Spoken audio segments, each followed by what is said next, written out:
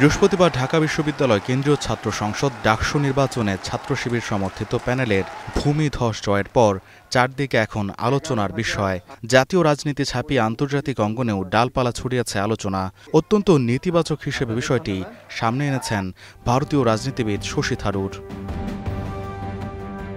সংসদ সদস্য সাবেক কূটনীতিক শশী শিবিরের এই সাফল্যকে অভাবনীয় জয় আখ্যা দিয়ে ভারতের জন্য গভীর সতর্ক সংকেত বলে মন্তব্য করেন।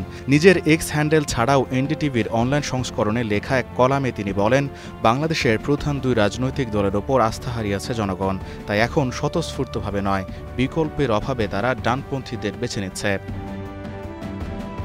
মুক্তিযুদ্ধে জামায়াতের বিতর্কিত ভূমিকা বর্তমান তরুণদের কাছে এখন ততটা গুরুত্বপূর্ণ নয় উল্লেখ করে তিনি বলেন, তারা চাইছে পরিচ্ছন্ন ভাবমূর্তির একটি বিকল্প শক্তি।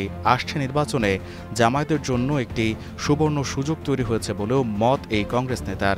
দীর্ঘদিন ধরে সামাজিক সেবামূলক কার্যক্রম এবং তৃণমূল পর্যায়ে সংগঠন গড়ে তোলা জামায়াত এখন রাজনৈতিকভাবে বিকল্প সেই শক্তি হয়ে উঠছে, যা ভারতকে নতুনভাবে মূল্যায়ন করতে হতে পারে।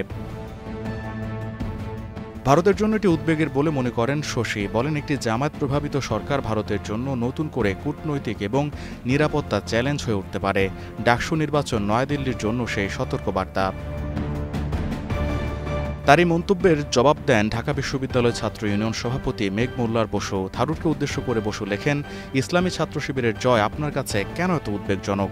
যদি প্রতিবেশীকে উপদেশ দিতে চান, আগে নিজ দেশে হিন্দুত্ববাদী ফ্যাসিস্টদের হারান। যারা 3 বার মোদি অমিত শাহকে হারাতে ব্যর্থ হয়েছে, তাদের অন্য দেশের ছাত্র সংসদ নির্বাচনে মাথা ঘামানোর বিলাসিতা থাকা উচিত নয়।